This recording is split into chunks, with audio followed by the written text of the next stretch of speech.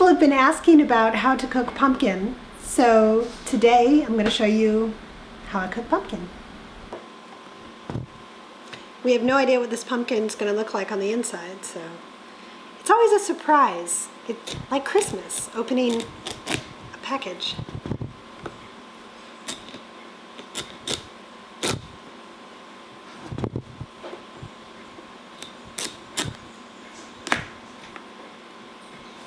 It's got a bit of a bad spot in it, but it's okay. Just cut it out. We don't throw out the whole pumpkin just because it has one bad spot. That would be silly. All right, you ready? Wow.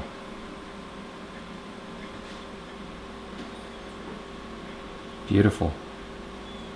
I've already preheated the oven to 450 degrees. It's really not rocket science. If you want to do it at 400, it'll still work. It might just take a little longer. So at this point, what we're going to do is scrape out the seeds and this squiggly part, this membrane part here. I have left it in before, and it makes it sort of stringy. So it's worth the extra effort to get it all out. Some of it, you know, sometimes some pumpkins, it'll scrape out more easily than others. This is interesting. And if if you're breeding pumpkins, make note of this. This one scrapes out really easily, or this one was really hard, because then you can breed for the different characteristics. This one is not too difficult. It's not the easiest. The very easiest were David's Seminole pumpkins back in Florida. They were great. They were very easy. Those are just like perfect pumpkins, honestly. So we're just getting all the stringy parts out by scraping it.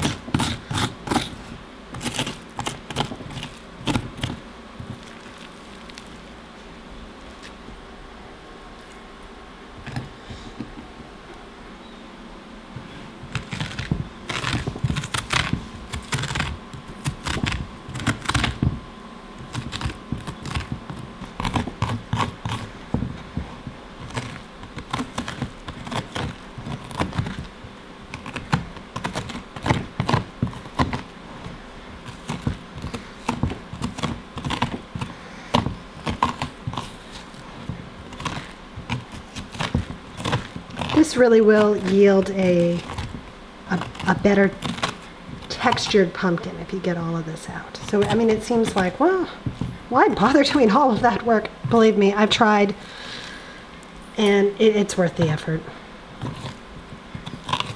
Listen, I'm all about cutting corners where I can.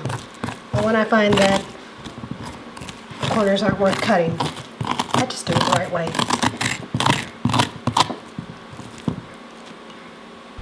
Now we'll just cut out that bad spot. Not a big deal.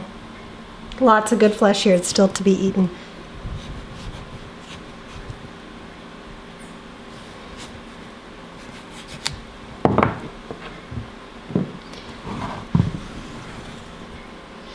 Now, some people will cut this into chunks and peel it with a knife and steam it. And you can do that. I don't like to do that because it is really a pain in the neck to peel this hard peel off, and with all these grooves, I really don't like doing that. It's a pain in the neck, so I don't do it. I just stick, at this point, I do this. And I stick it in the oven, and that's it. You're done. You bake it for an hour to an hour and a half, an hour and 45 minutes, anywhere in there. Do it for at least an hour, and then you poke it and see if it's tender, like really tender, like a squishy baked potato tender or something. I don't know, but really, really tender, and then it's ready. And it varies on the size of the pumpkin initially. This one is not, you can see it's not really big and thick, so like one of these might maybe have a really thick part right where the stem is, and it would take longer to cook. But this one, this would be the spot to look at here, I guess, where the stem is here. We'll have to see, but it's pretty thin on this one, so it may not, I mean this may be done in an hour. Unfortunately, my oven is only big enough to really do one of these at a time, so that's what we're going to do.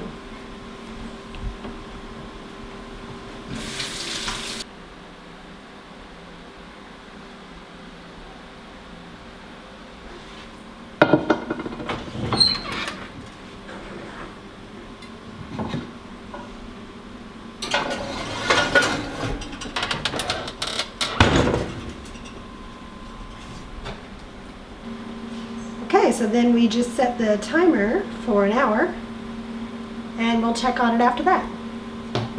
Another thing I forgot to mention about steaming versus baking the pumpkin is that when you bake it, the whole top has a chance to caramelize. You don't get that when you steam it. There's a big taste difference when you do the two. So I'm definitely in the camp of baking this pumpkin, any pumpkin. An hour has passed and we're going to see if the pumpkin is ready.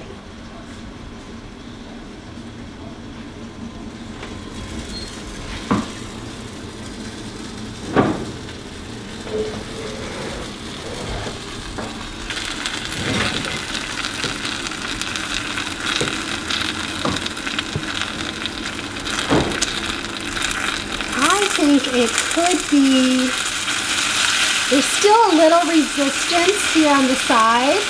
Here it's quite soft. And here there's a little bit of, well, not too much really, but on the sides here there's some resistance. So I'm gonna say 10 more minutes, maybe 15. It's really a guessing game.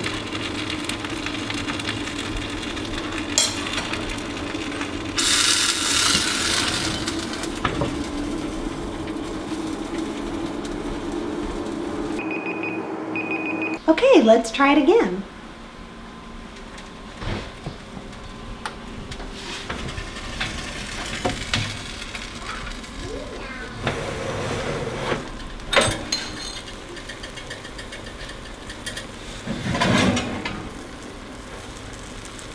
Oh, that's much better. Think like a knife in butter. That's what you're looking for, the kind of resistance that you would get on this, which is basically none.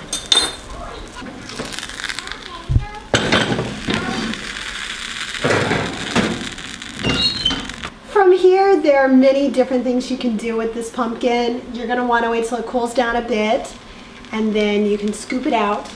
You could just cut it into slices and just eat it, but that's probably the least interesting thing you could do. You're not really doing yourself any favors that way with liking pumpkin if you're already struggling with how to eat this pumpkin, okay? So wait till it cools down a bit, scoop it out. You can, at that point, mash it and add some butter and spices. Really, any direction you choose to go could be good with this. You can go with the traditional cinnamon or cloves and ginger, and add a little sugar to taste, and you've got something on the sweet side.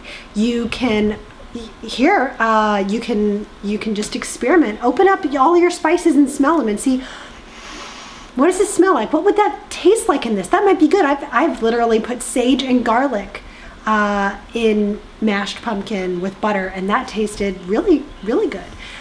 You can also, once it's mashed, you can make a pumpkin pie with it. Obviously, that's something else that you would probably think of right off the bat. But what about a savory pumpkin pie? I've done that, where you just brown up some onions and then put that in your pumpkin pie sort of custard with the eggs and the milk. Leave out the sugar, and I think I left out the warm spices, the cinnamon and cloves. I think I did that too. I'll have to do a recipe sometime for that. And then just bake that in a pastry shell. That's really, really, oh, cheese. It had cheese in it too. That's right. But that's really good. Just to take it in a different direction. There are really so many ways you can do pumpkin. We're gonna have to do more on that. But experiment and enjoy your pumpkins.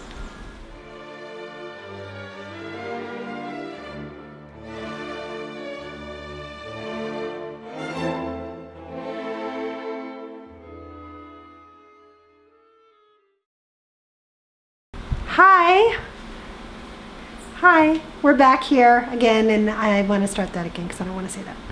Hi. No, that wasn't good, was it?